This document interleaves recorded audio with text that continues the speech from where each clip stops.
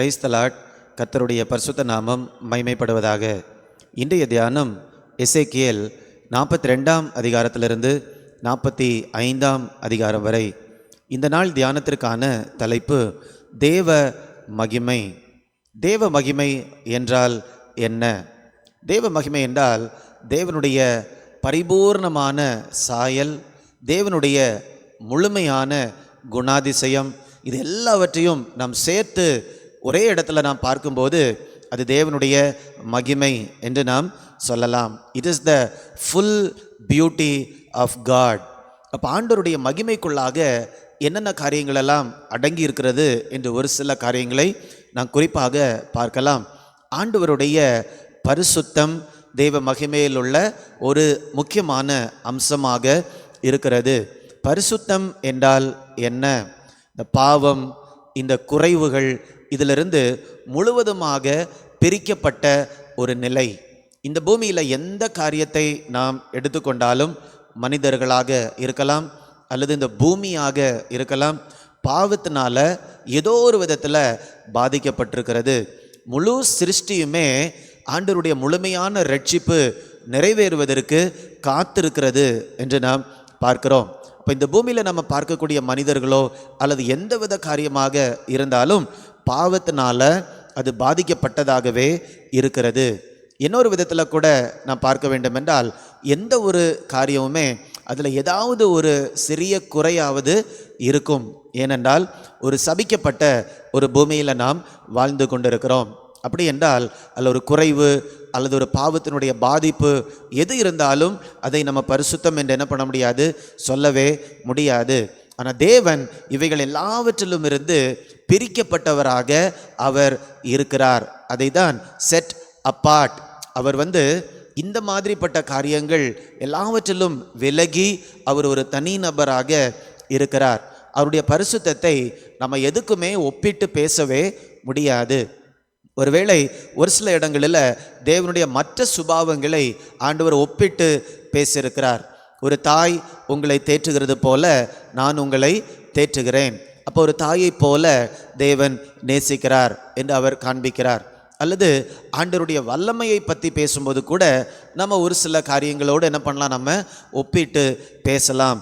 ஆனால் தேவனுடைய பரிசுத்தத்தை குறித்து நாம் பேசும்போது எந்த ஒரு காரியத்தை வைத்தும் நம்ம என்ன பண்ண முடியாது, ஆண்டவரை ஒப்பிட்டு சொல்லவே முடியாது. இந்த காரியத்தை போல ஆண்டவர் பரிசுத்தராக இருக்கிறார் என்று நம்ம என்ன பண்ண முடியாது, ஒப்பிட்டு சொல்லவே முடியாது. அந்த அளவுக்கு ஒரு ரேடியன்ட் பியூரிட்டி, ஒரு பிரகாசமான ஒரு தூய்மை, ஒரு பாவத்தினால கொஞ்சம் கூட தொடப்படாத ஒரு நிலைதான் பரிசுத்தம். அப்போ ஆண்டவருடைய பரிசுத்தம் அவ்வளவு அழகானது, அவ்வளவு ஒரு அட்ராக்டிவான ஒரு காரியம். இது தேவனுடைய மகிமையில் உள்ள ஒரு அம்சம். அடுத்தபடியாக தேவனுடைய மாட்சிமை, த மேஜஸ்டி ஆஃப் காட். ஒரு தேசத்தில் ஒரு பெரிய ராஜா இருக்கிறார். அவர் தேசங்களை எல்லாம் ஆளுகை செய்கிறார் என்றால் அவருக்கு என்ன இருக்கும், ஒரு மேஜஸ்டி. அவர் வரும்போது எல்லாருமே எழும்பி நிற்பாங்க, கனப்படுத்துவாங்க. அப்போ அது பார்த்தாலே நமக்கு அந்த ஒரு கம்பீரம் தெரியும். அப்போ தேவனுடைய மகிமையில் ஒரு காரியம், ஒரு அம்சம் என்னவென்றால் அவருடைய மகிமை அது மாட்சிமையாக வெளிப்படுகிறது. அடுத்தபடியாக தேவனுடைய வல்லமை. தேவனால் எல்லாம் செய்ய கூடும். He is an omnipotent God. அவரால் செய்யக்கூடாத காரியம் எதுவுமே கிடையாது. இது ஆண்டவருடைய மகிமையில் உள்ள இன்னொரு பகுதி. அடுத்தபடியாக தேவனுடைய ஞானம். தேவனுடைய ஞானத்திற்கு ஒரு முடிவே கிடையாது. இட் இஸ் இன்ஃபைனைட் என்று கூட நாம் சொல்லலாம். ஒரு சின்ன உதாரணத்திற்கு, நாம் ஒவ்வொருவரும் எப்படி ரட்சிக்கப்பட்டோம் என்று நாம் சொல்லும்போது, ஆண்டவர் நம்முடைய வாழ்க்கையில் வித்தியாசமான வகைகளில் அவர் கிரியை செய்து ஒரு இடத்துலேருந்து இன்னொரு இடத்திற்கு ஆண்டவர் நம்மை கொண்டு வந்து ஆண்டவருடைய சத்தியத்தை கேட்கக்கூடிய ஒரு சூழ்நிலையை கொடுத்து அதெல்லாம் நம்ம திரும்பி பார்ப்போம் என்றால் ஆண்டவருடைய ஞானம் எவ்வளவு விசேஷமாக நம்முடைய வாழ்க்கையில் வெளிப்பட்டிருக்கிறது என்று நம்மால் என்ன பண்ண முடியும், பார்க்க முடியும். அடுத்தபடியாக ஆண்டவருடைய அன்பு. ஆண்டவருடைய அன்பு ஒரு நிபந்தனை இல்லாத ஒரு அன்பு. மனிதர்களுடைய அன்பு எப்படி இருக்கும்? இதை நீ செய்தால் நான் இதை செய்வேன். இப்படியாக காணப்படும். ஆனால் ஆண்டவருடைய அன்பு நாம் பாவிகளாக இருக்கையில், பலவீனர்களாக இருக்கையில், அவருக்கு சத்துருக்களாக இருக்கையில் அவர் நம்மை நேசித்தார். அப்போ இந்த எல்லா சுபாவங்களும், ஆண்டவருடைய குணாதிசயங்கள், அவருடைய பரிபூரணம், இதெல்லாம் சேர்ந்து காணப்படுறது தான் என்னது? தேவனுடைய மகிமை. அப்போ ஒரு மனிதன் தேவனுடைய மகிமையை தரிசிக்கும் போது, சந்திக்கும் போது, அது மிகப்பெரிய அளவில் அந்த மனிதனை பாதிக்கிறது. மிகப்பெரிய ஒரு மாற்றத்தை அந்த மனிதனுடைய வாழ்க்கையில் கொண்டு வருகிறது. எசேக்கியேல் தீர்க்க தரிசன புஸ்தகத்தை நாம் வாசித்து கொண்டிருக்கிறோம். இந்த தேவ மகிமையை எசேக்கியேல் தீர்க்கதரிசி அவர் காண்கிறார். 43ஆம் அதிகாரம் 2ஆம் வசனம் மற்றும் 4ஆம் வசனத்தை பார்க்கும்போது, இதோ இஸ்ரவேலின் தேவனுடைய மகிமை கீழ்த்திசையிலிருந்து வந்தது, அவருடைய சத்தம் பெருவெள்ளத்தின் இரைச்சல் போல இருந்தது, அவருடைய மகிமையினால் பூமி பிரகாசித்தது. இப்போ எசேக்கியேல் தீர்க்கதரிசி எந்த இடத்துல இருக்கிறார்னா, பாபிலோன் தேசத்தில் இருக்கிறார். அப்போ எல்லா தேசங்களிலும் சிறப்பான தேசம் பாபிலோன் தேசம். அப்போ பார்ப்பதற்கு கண்டிப்பாக அழகாக இருந்திருக்கும், நல்ல பயங்கரமாக பிரமிக்கத்தக்க விதத்தில் தான் இருந்திருக்கும். ஆனால் இந்த இடத்துல அவர் தேவனுடைய மகிமையை அவர் பார்க்கும்போது அது பிரகாசமாக இருந்தது என்று அவர் சொல்லுகிறார். ஏற்கனவே ஒரு பிரகாசமான இடத்துல தான் அவர் இருக்கிறார். ஆனால் தேவ மகிமைக்கு முன்பதாக மற்ற பிரகாசங்கள் எதுவுமே நிற்கவே முடியாது. 4ஆம் வசனம், கர்த்தருடைய மகிமை கீழ்த்திசைக்கு எதிரான வாசல் வழியாய் ஆலயத்திற்குள் பிரவேசித்தது. இப்போ பூமி தேவ மகிமையினால் நிறைந்திருக்கிறதை அவர் பார்க்கிறார், ஆலயம் தேவ மகிமையினால் நிறைந்திருக்கிறதை அவர் பார்க்கிறார். இதுதான் தேவனுடைய மகிமையை தரிசிப்பது என்று நாம் சொல்லலாம். அப்போ தேவனுடைய மகிமையை பார்க்கும்போது எசேக்கியேல் தீர்க்கதரிசி பயங்கரமாக பாதிக்கப்படுகிறார், நல்ல விதத்தில். அதான் 3ஆம் வசனத்தில் நம்ம பார்க்கிறோம், நான் முகம் குப்புற விழுந்தேன்.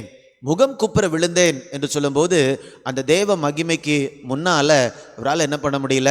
நிற்க முடியவில்லை. அதன் பின் தேவன் அவரை பலப்படுத்துகிறார். எழுப்பும்போது அவர் வித்தியாசமான ஒரு நபராக மாறுகிறார். இதுதான் தேவனுடைய மகிமையை நாம் சந்திக்கும் போது நம்முடைய வாழ்க்கை உள்ளாலிருந்து ஒரு பெரிய மாற்றத்தை அடைகிறது. நாம் ஏன் தேவனுடைய மகிமையை தரிசிக்க வேண்டும், அல்லது நாம் ஏன் தேவனுடைய மகிமையை தேட வேண்டும் என்று நாம் பார்க்கும்போது, நம்முடைய வாழ்க்கையில் உள்ளான மாற்றத்தை நாம் பெற்றுக்கொள்வதற்கு இந்த தேவ மகிமையினால தான் முடியும். 2 கொரிந்தியர் 3ஆம் அதிகாரம் 18ஆம் வசனத்தை நான் வாசிக்கிறேன். நாம் எல்லாரும் திறந்த முகமாய் கர்த்தருடைய மகிமையை கண்ணாடியிலே காண்கிறது போல் கண்டு ஆவியாய் இருக்கிற கர்த்தரால் அந்த சாயலாகத்தானே மகிமையின் மேல் மகிமை அடைந்து மறுரூபம் ஆகிறோம். அப்போ தேவனுடைய மகிமையை கண்ணாடியில் காண்கிறதை போல் நாம் காணும்போது நமக்குள்ளால என்ன நடக்குது? அந்த சாயலை போலவே நாமும் என்ன பண்ணிவிடுகிறோம்? மாறிவிடுகிறோம்.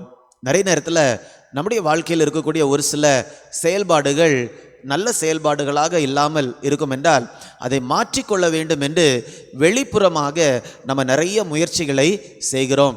எவ்வளவுதான் முயற்சிகளை நாம் வெளிப்புறமாக செய்தாலும் கொஞ்ச நாளைக்கு அந்த செயல்பாடுகள் நன்றாக மாறுகிறதை போல இருக்கும்.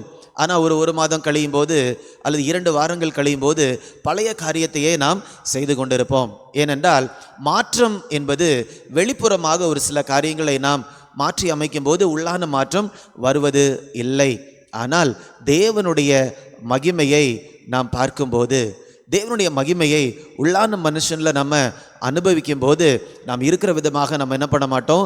இருக்கவே மாட்டோம். ஏனென்றால் 2 கொரிந்தியர் 3:18 படி அந்த தேவ மகிமையை நமக்குள்ளால் வரும்போது அது ஒரு பெரிய மாற்றத்தை நமக்குள்ளால் கொண்டு வருகிறது. இப்போ தேவனுடைய மகிமை நமக்குள்ளால் வந்து அது ஒரு மாற்றத்தை கொண்டு வரும்போது அதில் ஒரு மிகப்பெரிய விளைவு இருக்கிறது. என்னவென்றால் அந்த மகிமையை நாம் சுற்றி இருக்கிற இடத்துல என்ன பண்ண ஆரம்பித்து விடுவோம்? அதை வெளிப்படுத்த ஆரம்பித்து விடுவோம். அது மற்றவர்களுடைய வாழ்க்கையும் கூட பாதிக்கக்கூடியதாக காணப்படுகிறது. 43ஆம் அதிகாரம் 12ஆம் வசனத்தை நான் வாசிக்கிறேன்.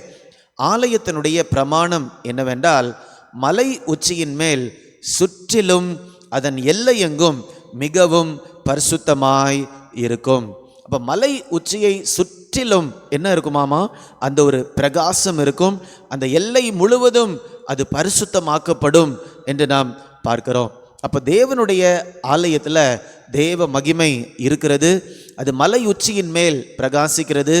அதை சுற்றிலும் இருக்கக்கூடிய எல்லை எல்லாமே பரிசுத்தமாக மாறுகிறது. இன்னைக்கு தேவன் தங்கக்கூடிய ஆலயம் நாம் தான். நம்முடைய இருதயத்தில் தேவன் தங்குகிறார்.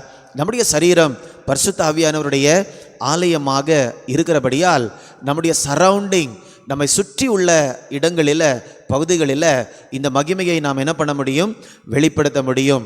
விசுவாசத்தினால மற்றவர்களோடு பேசும்போது, மற்ற காரியங்களை நாம் செய்யும்போது, சமுதாயத்தில் நாம் நம்முடைய வேலைகளை செய்யும்போது நம்மளால் என்ன பண்ண முடியும்? இந்த மகிமையை வெளிப்படுத்த முடியும்.